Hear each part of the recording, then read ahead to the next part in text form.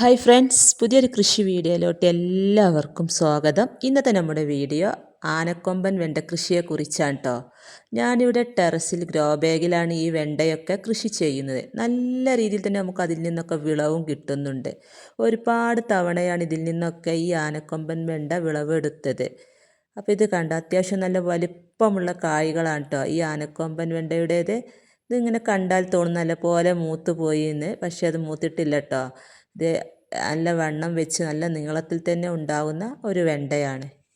ഒരു 3-4 ഗ്രോ ബാഗിലൊക്കെ ഇത് നട്ട് പിടിപ്പിച്ചാൽ നമുക്ക് എന്നും അതിൽ നിന്ന് വിളവെടുക്കാനായിട്ട് സാധിക്കും. വളരെ എളുപ്പത്തിൽ തന്നെ നമുക്കിത് കൃഷി ചെയ്യാം.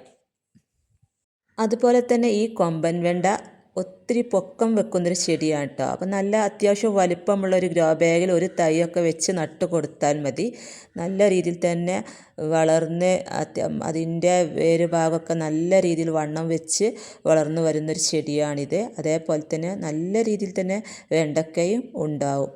അപ്പം ഞാൻ ഈ തൈകൾ നടുമ്പോൾ ഈ ഗ്രോ ബാഗിൽ 3/4 ഭാഗത്തോളം ഉണങ്ങിയ കരിയില നിറച്ച് കൊടുത്തതിന് ശേഷമാണ് പൊട്ടി മിക്സൊക്കെ നിറച്ച് കൊടുത്തത്. കുമ്മായമൊക്കെ ഇട്ട് ട്രീറ്റ് ചെയ്ത മണ്ണിൽ ചാണകപ്പൊടി, എല്ലുപൊടി, വേപ്പിൻ പിണ്ണാക്ക് ഒക്കെ ഇട്ടാണ് ഈ തൈ നട്ട് കൊടുത്തത്.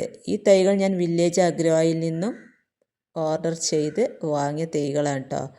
ഒരുപാടാണ് ഇതിൽ നിന്നൊക്കെ വിളവ് കിട്ടിയത്. അപ്പോൾ ഇത് കണ്ട് ഇതിൻ്റെ താഴ് ഭാഗത്തുനിന്ന് പുതിയ കമ്പുകളൊക്കെ വന്ന് അതിലൊക്കെ പൂക്കളൊക്കെ ഉണ്ടാവുന്നുണ്ട്. പിന്നെ ഓരോ 10 ദിവസം കൂടുമ്പോൾ എന്തെങ്കിലും ജൈവവളങ്ങളൊക്കെ വെണ്ടയ്ക്കയ്ക്ക് ഇട്ട് കൊടുക്കും. ചാണകപ്പൊടിയോ അല്ലെങ്കിൽ ആട്ടിൻ കാഷ്ടമോ കിച്ചൺ വേസ്റ്റ് കമ്പോസ്റ്റോ എന്താ ഉള്ളതെന്ന് വെച്ചാൽ ഓരോ 10 ദിവസം കൂടുമ്പോൾ ഇതിൻ്റെ ചുവട്ടിലെ മണ്ണൊക്കെ ഇളക്കി കൊടുത്ത് ചുവട്ടിലിട്ട് കൊടുത്ത് അതിൻ്റെ മുകളിലോട്ട് വീണ്ടും മണ്ണിട്ട് കൊടുക്കും. എന്നിട്ട് അതിൻ്റെ നല്ല ചൂടാണല്ലോ, ഈ ഒരു സമയത്ത് നല്ല രീതിയിൽ തന്നെ പുതയിട്ട് കൊടുക്കണം. അപ്പോൾ ഇത് കണ്ട് ഈ ഒരു ഭാഗത്തൊക്കെ ഇതിൻ്റെ ചുവട്ടിൽ നിന്ന് തന്നെ പുതിയ കമ്പുകളൊക്കെ വന്ന് അതിലൊക്കെ നിറയെ കായ്കളുണ്ടാവുന്നുണ്ട്. പിന്നെ വെണ്ടച്ചെടിയിൽ കാണുന്ന മറ്റൊരു പ്രശ്നം എന്താണെന്ന് വെച്ചാൽ ഇലച്ചുരുട്ടിപ്പുഴുവാണ്. അപ്പോൾ ഇതിലൊന്നും ഇപ്പോൾ ഇലച്ചുരുട്ടിപ്പുഴുവിൻ്റെ പ്രശ്നമൊന്നും കാണുന്നില്ല കേട്ടോ. അപ്പോൾ ഞാനിവിടെ പുളിപ്പിച്ച കഞ്ഞിവെള്ളത്തിൽ ഒരു വെളുത്തുള്ളി മുഴുവനായിട്ട് മിക്സിയുടെ ജാറിൽ അരച്ച് 2 ദിവസം വെച്ച് ഈ ചെടികളുടെ ചുവട്ടിൽ ഇലയുടെ ചുവട്ടിലും തണ്ടിലൊക്കെ നല്ല രീതിയിൽ തന്നെ സ്പ്രേ ചെയ്ത് കൊടുക്കും. ആഴ്ചയിൽ ഒരു 2-3 പ്രാവശ്യമൊക്കെ അങ്ങനെ ചെയ്ത് കൊടുത്താൽ കീടങ്ങളുടെ ശല്യം വളരെ കുറവായിരിക്കും. അപ്പോൾ ഇത് കണ്ട് ഇതിൽ നിന്ന് പാകമായതൊക്കെ നമുക്ക് വിളവെടുക്കാം. അതേപോലെ തന്നെ ആഴ്ചയിലൊരു ദിവസം കടലപ്പിണ്ണാക്ക് പുളിപ്പിച്ച ജൈവ സ്ലറിയാണ് കൊടുക്കാറ്. അത് വെണ്ടയ്ക്കക്ക് മാത്രമല്ല എല്ലാതരം പച്ചക്കറി ചെടികൾക്കും ഈ കടലപ്പിണ്ണാക്ക് പുളിപ്പിച്ച ജൈവ സ്ലറി എല്ലാ ആഴ്ചയിലും ഒരു ദിവസം കൊടുക്കാറുണ്ട്. നല്ല റിസൾട്ടാണ് കേട്ടോ. ഈ കടലപ്പിണ്ണാക്ക് പുളിപ്പിച്ച ജൈവ സ്ലറി കൊടുത്തു കഴിഞ്ഞാൽ നല്ല രീതിയിൽ തന്നെ നമുക്കിതിൽ നിന്ന് ഇഷ്ടംപോലെ വെണ്ടക്കൊക്കെ വിളവെടുക്കാനായിട്ട് സാധിക്കും. അപ്പോൾ ഇത് കണ്ടോ, എന്നും ഇതുപോലെ 3-4 എണ്ണമൊക്കെ നമുക്ക് കിട്ടാറുണ്ട്. ഇതൊരു 4-5 എണ്ണം ഉണ്ടായാൽ തന്നെ ഒരു നേരത്തെ ഉപ്പേരി ഉണ്ടാക്കാനൊക്കെ ഇത് മതി.